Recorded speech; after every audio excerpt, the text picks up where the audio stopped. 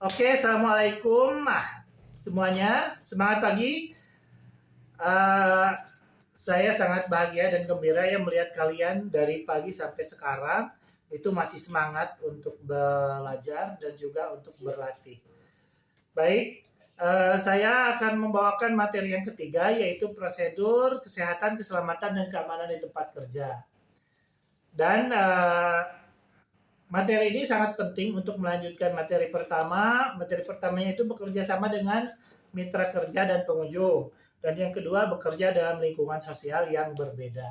Dan sekarang kita akan mengikuti materi ketiga. Dan mengapa materi ini penting? Karena siapapun sebenarnya pada dasarnya berada dimanapun itu akan selalu bertemu dengan risiko-risiko baik keselamatan, kesehatan, dan keamanan kerja di tempat kerja.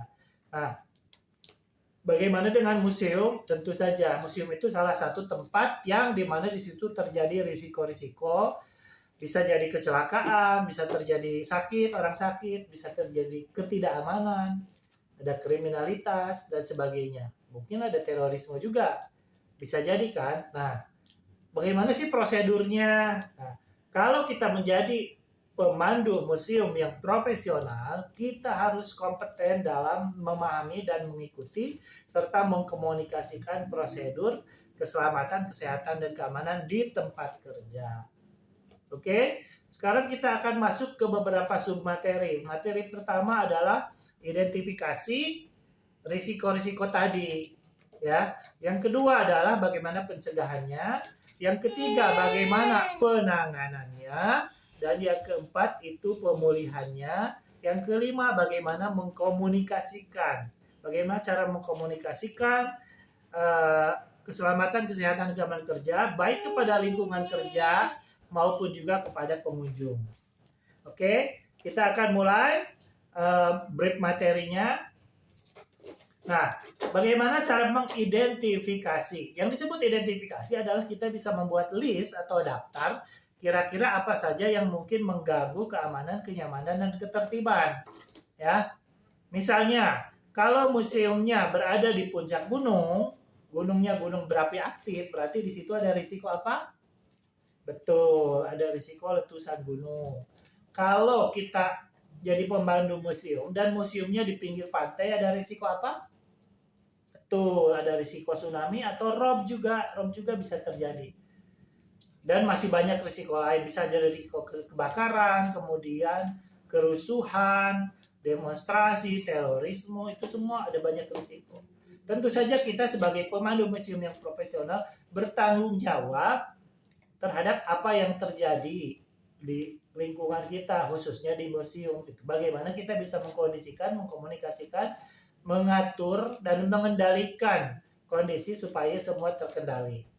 Nah, jadi identifikasi ini dilakukan dengan merinci dan menuliskan semua risiko. Mungkin di satu museum akan terjadi belasan atau akan terdapat belasan atau puluhan risiko. Misalnya pencurian benda pusaka, itu juga risiko keamanan. Atau misalnya tawuran kalau museumnya berada di daerah antar sekolah misalnya. Atau juga bisa terjadi banjir kalau museumnya berada di lokasi yang rawan banjir.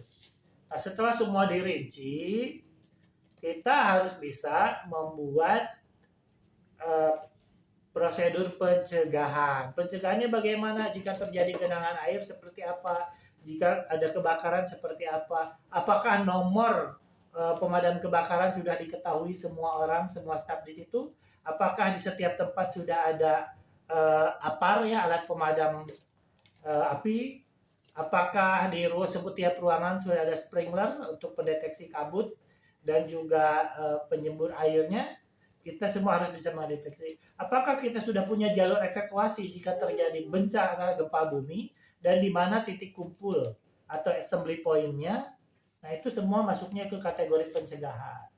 Nah, setelah ada prosedur pencegahan, maka ada prosedur bagaimana protokol ketika terjadi sebuah risiko, sebuah kecelakaan, sebuah kerusuhan itu terjadi seperti apa? Apa yang harus dilakukan? Urutannya seperti apa? Dapatkah kita melakukan sesuai prosedur? Nah, caranya itu harus dilatih berulang-ulang, bahkan disimulasikan. Sehingga jika benar-benar terjadi, maka kita sudah bisa menjalani protokol atau prosedur dengan sangat tenang karena sudah hafal. Ada banyak kejadian karena kurangnya simulasi, walaupun mereka mengetahui, tapi akhirnya tidak dilakukan sesuai prosedur karena panik atau karena apa gitu ya. Padahal seharusnya ada, gitu ya. Prosedurnya diikuti, ada simulasi, ada prosedur untuk penanganan jika terjadi, dan ada prosedur pemulihan. Setelah semua aman terkendali, bagaimana memulihkannya? Misalnya ada beberapa benda museum yang jatuh, bagaimana mengembalikan itu ke awal? Atau misalnya ada orang yang akhirnya trauma, gitu kan? Trauma gara-gara apa gitu ya? Misalnya gempa bumi, itu bagaimana pemulihannya seperti apa? Atau ada kerusuhan, pemulihannya seperti apa? Nah, dan yang kelima, ini bagaimana kita mengkomunikasikan semua itu kepada pengunjung dan juga kepada lingkungan internal kita. Nah, kita sebagai pemandu museum, maka kita harus kompeten, harus bisa bagaimana menceritakan, menjelaskan, mengatur, dan mengendalikan situasi jika itu terjadi. Oke? Dan misalnya saya contohkan seperti ini ya. Oke, selamat pagi Bapak Ibu semuanya. Selamat datang di Museum Mandala Wangsit. Saya Firman Juliansa, saya bertugas untuk memandu Anda semua untuk mengikuti wisata atau tur di Museum Mandala Wangsit ini. Saya akan menjelaskan beberapa koleksi di sini, beberapa ruangan, dan Anda bisa mengikuti saya supaya mendapatkan penjelasan yang lengkap.